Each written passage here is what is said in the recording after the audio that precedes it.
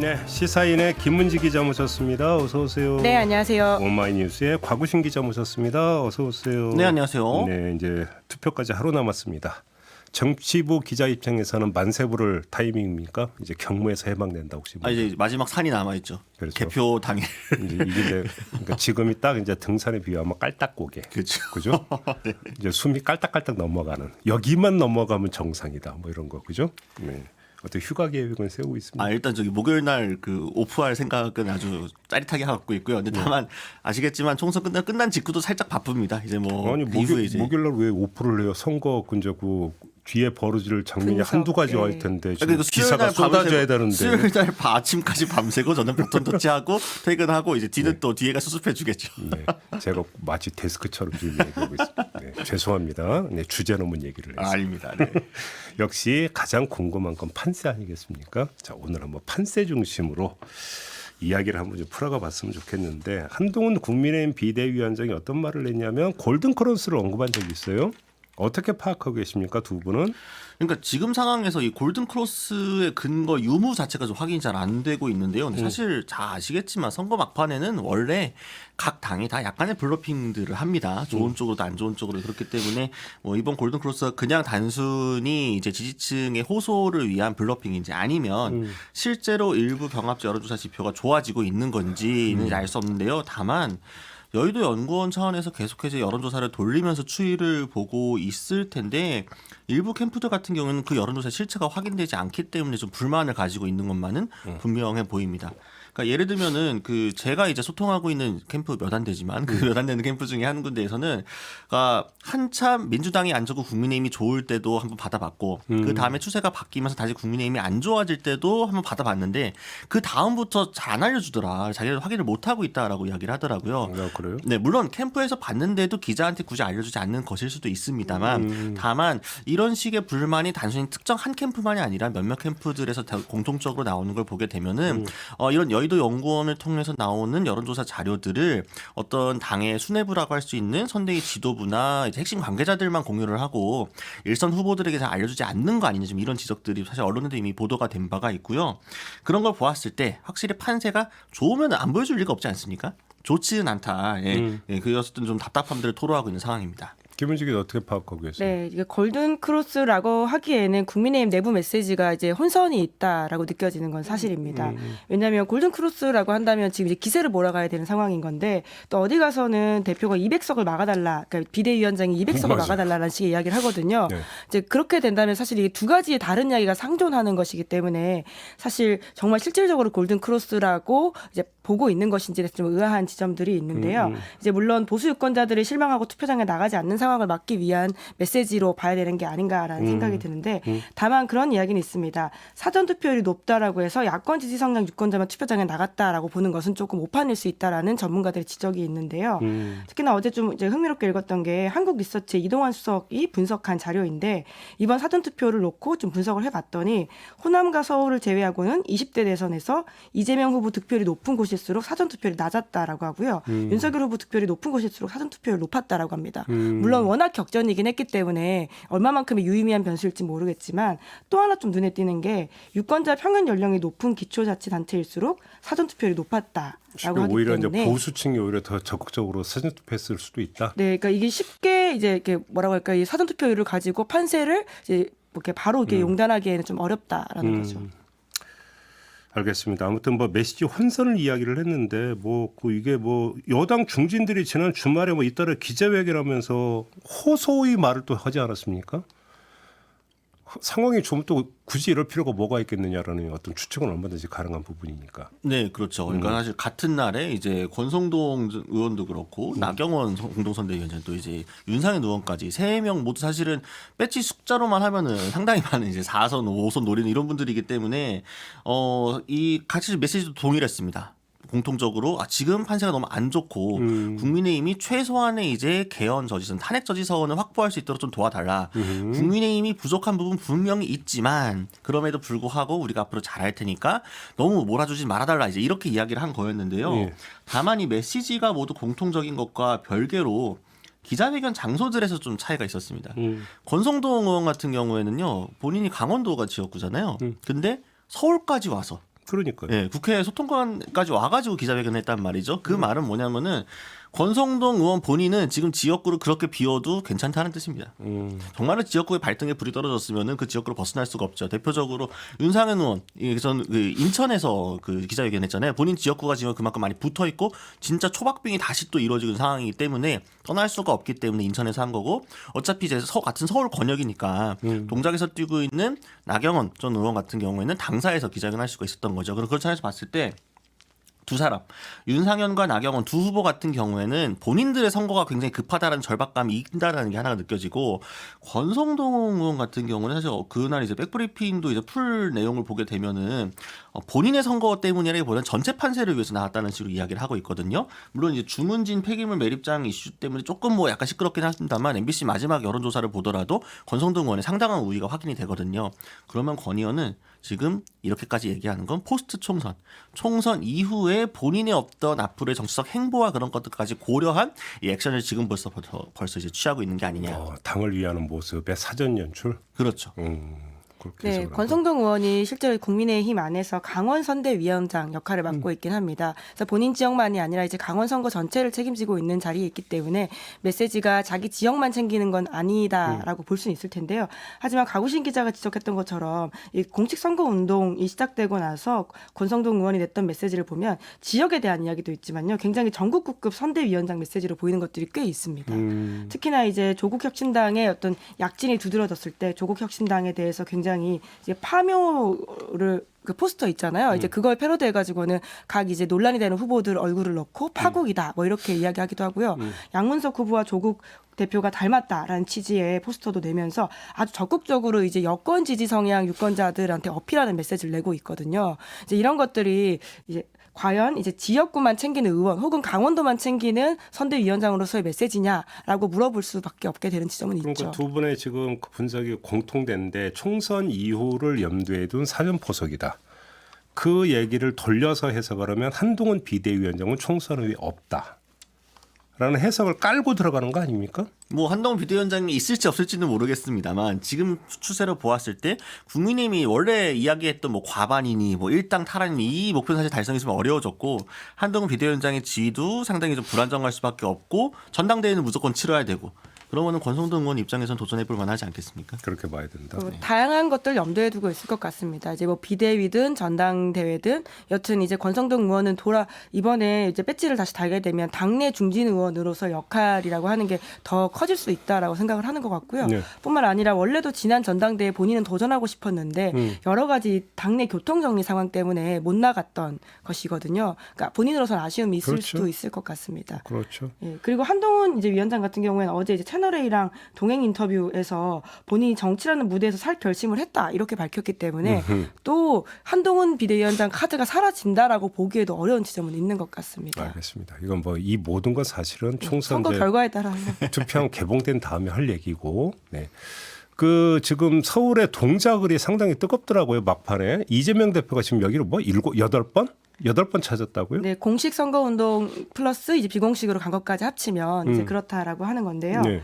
이제 처음에 깜짝 방문했을 때는 제가 이재명 대표 쪽 관계자한테 듣기로는 그때 이제 재판이 있었고 이 재판 일정이 비면서 이제 가까운데 빨리 이제 좀 선거 유세를 갈 만한 곳이 어디 있냐 찾다 보니까 이제 동작을 가게 됐다라는 이야기를 듣게 됐습니다. 네. 그래서 아마 시작은 이제 상대적으로 소통에 가까운 곳 중에서 격전지를 찾다 보니까 그랬던 것 같은데요. 그 이후부터는 정말 집중적으로 이제 이재명 대표가 여기에 진심을 싣기 시작했다라는 식의 이야기들을 주변 사람들이 하더라고요. 그래서 이제 본인이 집중적으로 유세를 하고 또 이제 구도 자체가 정권 심판론이 크게 부각되면서 여기가 과거에 비해서는 훨씬 더 격전지가 되었기 때문에 정말 본인이 한번 이겨보려고 한다라는 식의 이야기를 하고 있기 때문에 더욱더 여기에 전력을 쏟고 있는 게 아닌가 싶긴 합니다.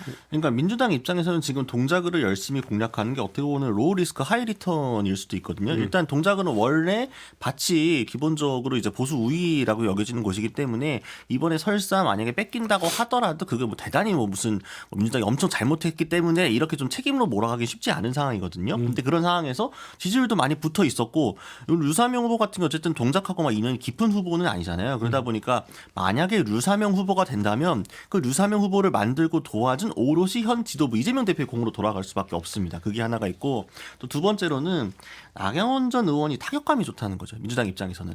나경원 전 의원을 막 이제 자꾸 이제 때리게 되면은 어떤 프레임이 강해지냐면은 이번 총선 한일전이야. 그러니까 민주당이 되게 만들고 싶어하는 이 프레임에 좀 딱 걸맞는 후보라는 인식이 있다 보니까 집중적으로 가가지고 나경원 전 의원을 이제 좀 견제를 하게 되면은 단순히 동작을 해서 나경원 전 의원 하나만 견제하는 게 아니라 총선 전체 판도에도 민주당이 조금 더 좋아지는 그 부수 효과들이 있다.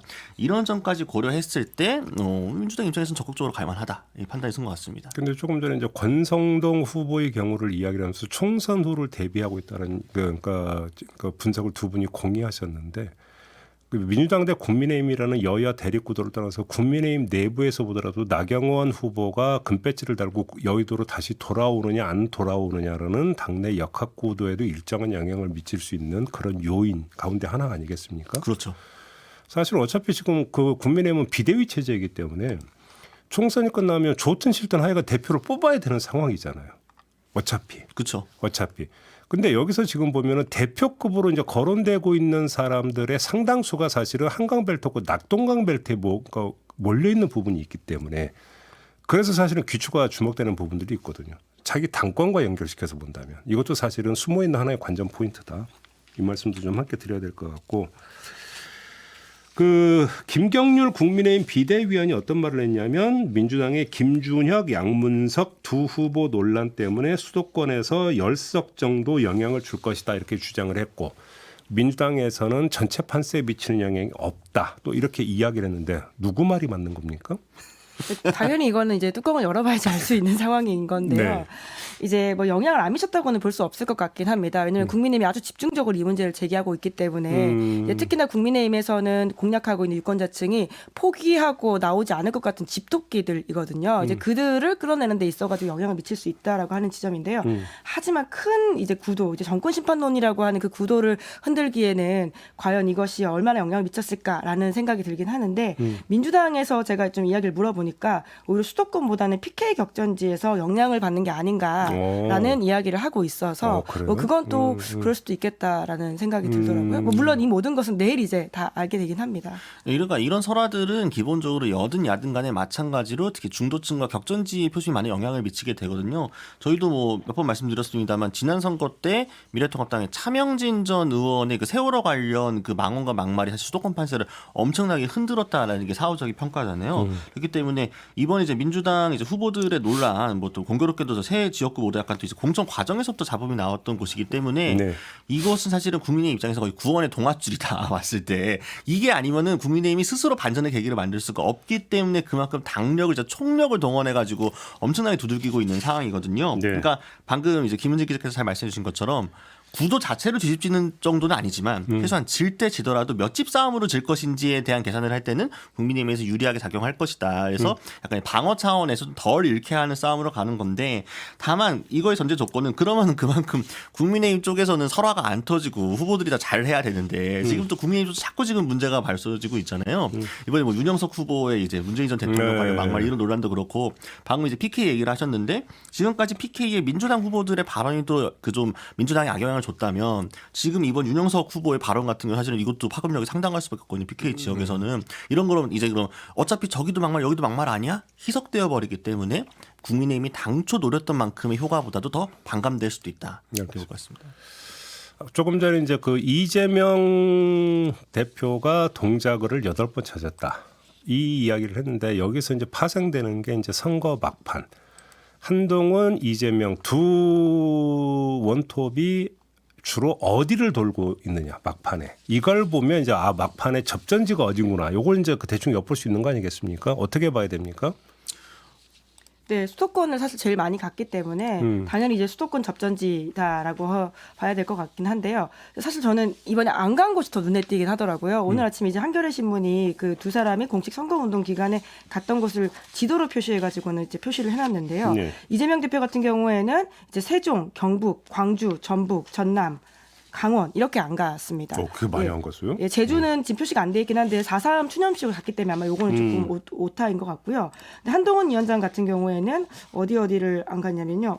제가 표시해놨는데 예, 호남 지역을 또 여기도 안 갔고 그리고 강원도 안 갔거든요. 이제 그런 지점을 보더라도 안 간 지역을 더 좀 집중적으로 봐야 되는 게 아닌가라는 생각이 들기도 합니다. 안 가는 건 포기해서 안 간 겁니까? 너무 안심해서 안 간 겁니까? 지금 이제 특히나 이제 지역 같은 경우에는 예. 제주도 안 갔네요. 예. 제주 안 갔고 강원은 갔습니다. 제가 잘못 말씀드렸습니다. 잘못 기사를 보고. 네. 예. 예, 안 간 곳 같은 경우엔 당연히 이제 호남은 특히나 이제 지역지 기자들이 그런데 굉장히 민감한 상황이거든요.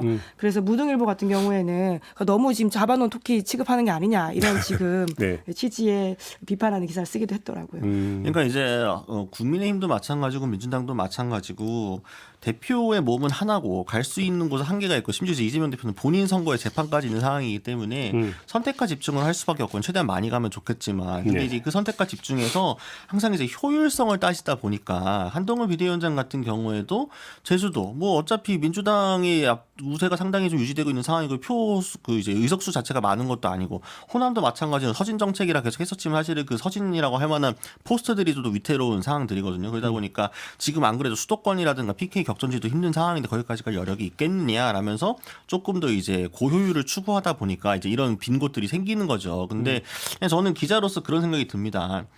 전체 정치를 하겠다고 하는 사람들이 과연 효율성을 가지고 정치를 하는 게 맞는 거냐. 거기 가서 사실 밭이라는 게 한 번에 바뀌는 게 아니잖아요. 오랫동안 공을 들이고 설득하고 정책도 펼치고 그 지역 유권자들 마음을 잡아줘야만 조금씩 바뀌는 건데 이런 식으로 그냥 지금 가봤자 효율 떨어지니까 안 돼라고 하면은 그 지역구도 고착화될 수밖에 없는 거 아니겠습니까? 알겠습니다. 예, 그런 부분도 아쉽습니다. 아니 제가 한동훈 위원장 아까 지역 다시 한번 정정해서 말씀드리면요. 공식 선거운동 기간에 안 간 곳은 광주, 전북, 전남, 제주 이렇게입니다. 알겠습니다.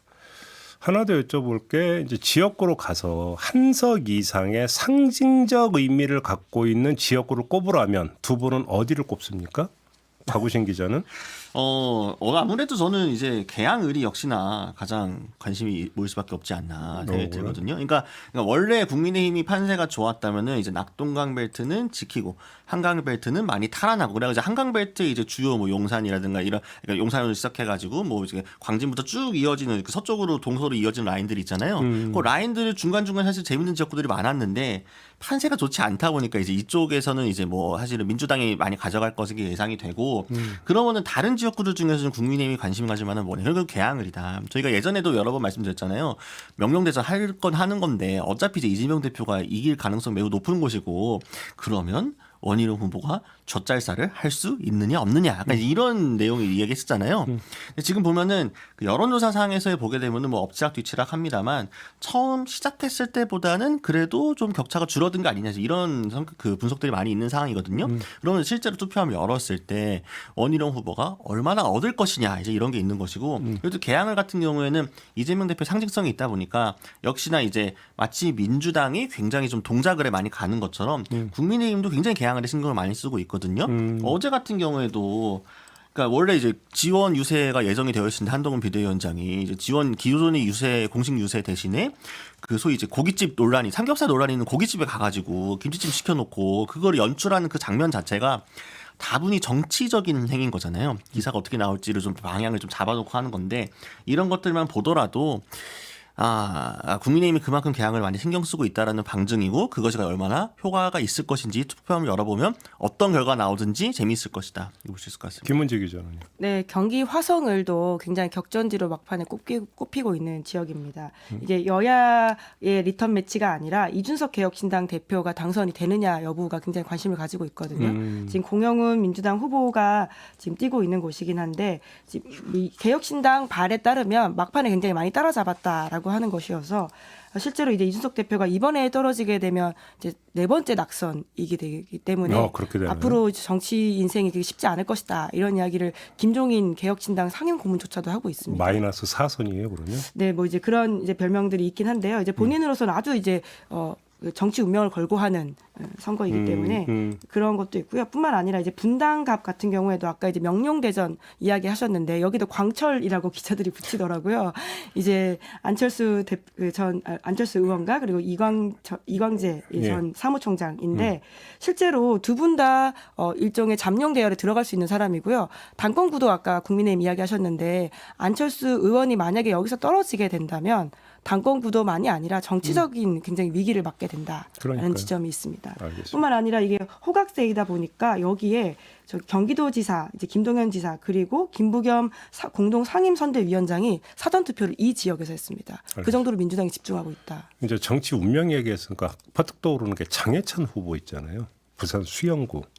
뭐 사실 이제 사퇴한다고 무슨 의미가 있을까 싶을 정도인데 만약에 끝까지 가고 그래서 만약에 민주당이 어부지를 얻는 일이 만약에 발생을 한다면 장해찬 후보는 여권 안에서 위치가 어떻게 될까요? 총선 후에?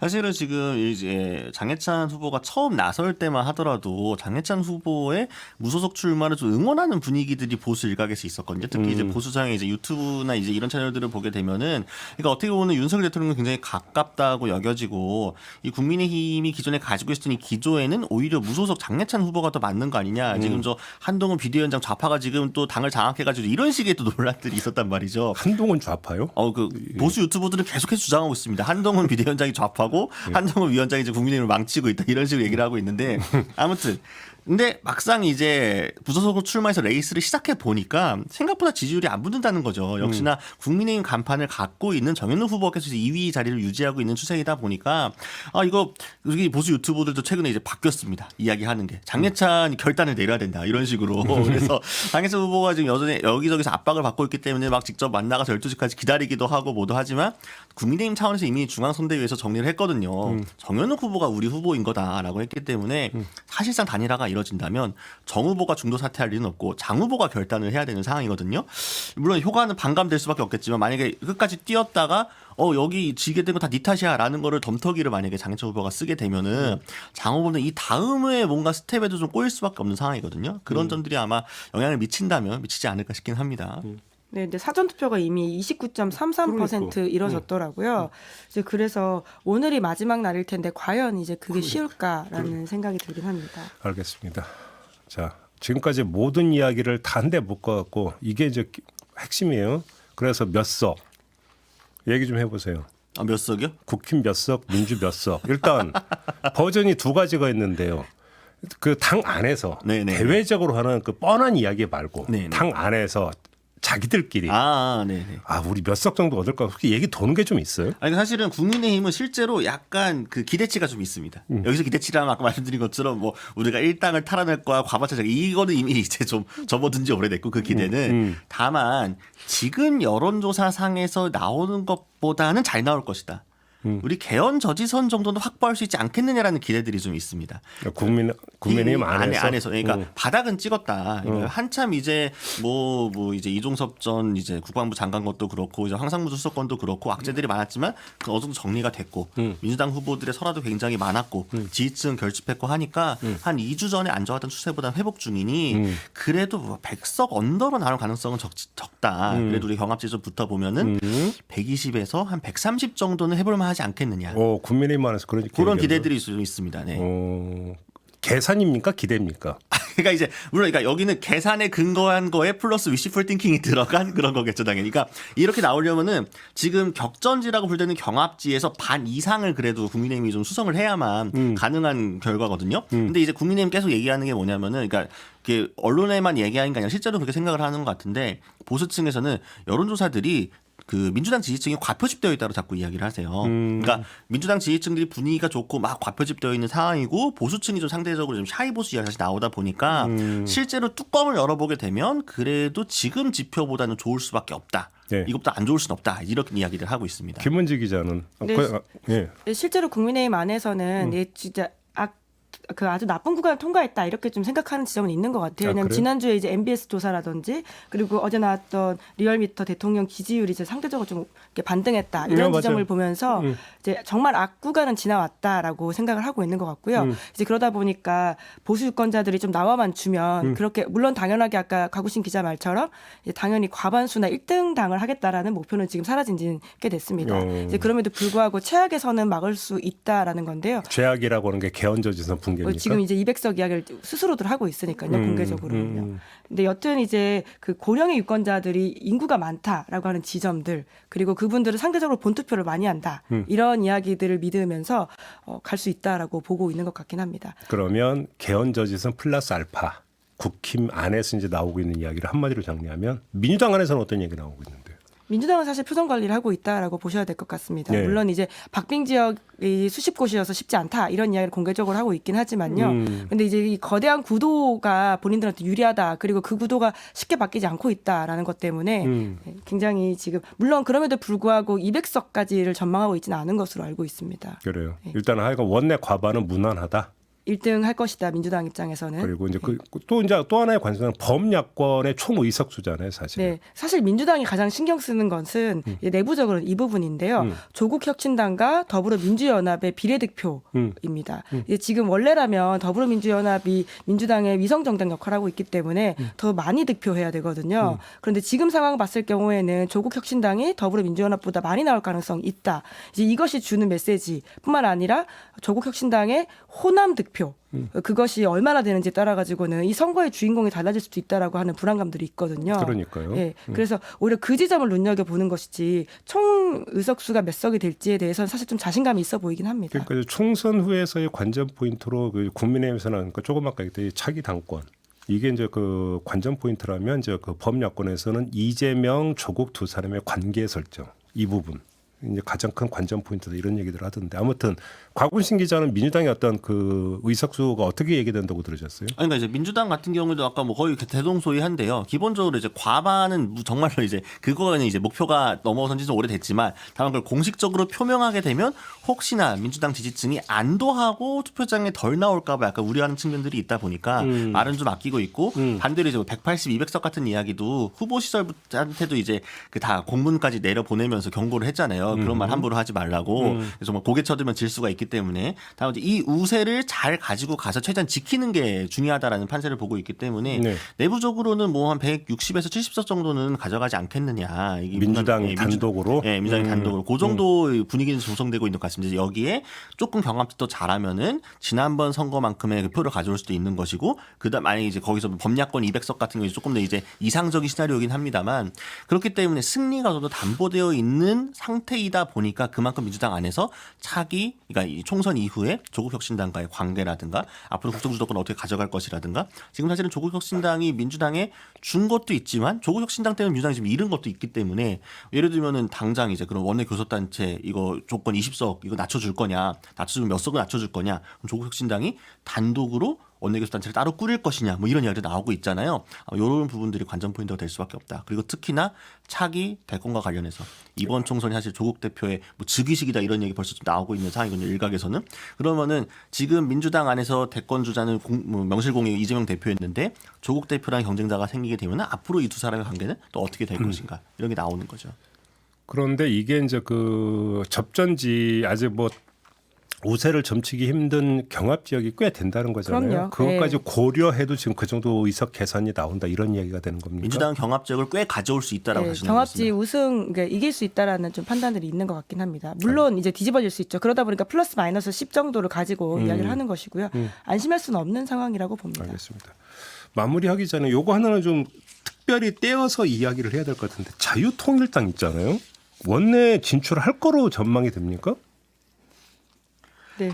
이게 그러니까 3% 이상 득표를 3% 해야지 해야죠. 이제 예. 들어올 수가 있잖아요. 그런데 이제 아무래도 ARS 같은 경우에는 좀 적극 지지층이 많이 잡히기 때문에 거기서는 자유통일당이 좀 여론조사가 잘 나오는 경향이 있긴 합니다. 이제 그럼에도 불구하고 마지막에 이제 국민의 미래가 적극적으로 상대를 견제하는 캠페인을 펼치고 있기 때문에 네. 이제 어떻게 될지 모르겠다라는 건데요. 캠페인 하는 거 봐서는 좀 약진이 있긴 있구나라는 생각이 역으로 들긴 하더라고요. 뭐 2.8 정치냐 2판 4판이냐 뭐 별별 네, 얘기가 물론 이제 나오는데. 그 자유통일당에서 2.8정치 자기네 공식적인 구호가 아니라 일부 지지자들이 쓰는 건데 왜 이렇게 우리를 견제하느냐 이런 식으로 불만을 제기하긴 하더라고요. 근데 마찬가지인 게, 그러니까 아까도 이제 그 제가 보수 유튜브 분들 잠깐 얘기했는데, 그러니까 이렇게 보수 지금 유튜버들이 일부 분들이 이제 한동 비대위원장을 좌파로 몰아가면서 이제 불만을 제기하니까 여기에 불만을 품은 보수 지지층들이 떨어져 나와가지고 자유통일당으로 약간 이전하는 효과가 있던 거거든요. 근데 국민의 입장에서는 지금 지역구가 어려운 상황에서 국민의 미래가 그래도 선방을 해줘야만 어느 정도 의석수를 지킬 수 있는 상황인 건데 이 표를 자유통일당이 잠식해 가면 굉장히 골치 아플 수밖에 없고 네. 자유통일당이 만약 원내에 들어오게 된다면 그것도 이제 앞으로 이제 관계 설정에는 굉장히 복잡합니다. 이게 전통적으로 이 국민의힘은 그 전신 정당대부터도 항상 자기 자기들보다 오른쪽에 있는 정당들이 우리 선거에 도움을 줬으면 좋겠지만 원내에 들어오는 건 바라지 않아. 딱 요선을 지켜왔었거든요. 기조가 기본적으로. 그렇기 때문에 그러니까 마치 이제 조국 혁신당이 떴을 때 민주당 일각에서 약간 불편했던 심정이 있던 것처럼 국민의 미래도 굉장히 지금 자유통일당이 불편할 수밖에 없는 상황인 거죠. 알겠습니다. 제 기억에 맞다면 역대 선거에서 당명이 하도 많이 바뀌어갖고 지금 그러니까 정광훈 목사님 그때 당이 한 2점 몇 %까지 네, 하면 득표율을 기록했던 3% 코밑에서 네, 코밑에서 이제 좌절했던 그 기억이 나는데 이제 3%의 벽을 넘느냐 마느냐 이게 이제 하나의 또 관전 포인트가 되는 거네요. 알겠습니다. 자, 총선 본 투표일을 하루 앞두고 22대 총선 총정리를 해보는 시간으로 좀 꾸며봤는데요. 오늘은 좀 이렇게 마무리를 하도록 하겠습니다. 아직까지 사실은 유동성이 여러 가지가 남아있기 때문에 무엇 하나 단정할 수 있는 그런 부분은 아니다. 끝날 때까지 끝난 게 아니다. 아 그럼요. 고개 쳐들면 집니다. 이걸로 그냥 결론 삼아서 오늘 이야기는 마무리하도록 할게요. 두 분 말씀 잘 들었습니다. 고맙습니다. 감사합니다. 감사합니다. 네, 저도 함께 물러가겠습니다. 고맙습니다.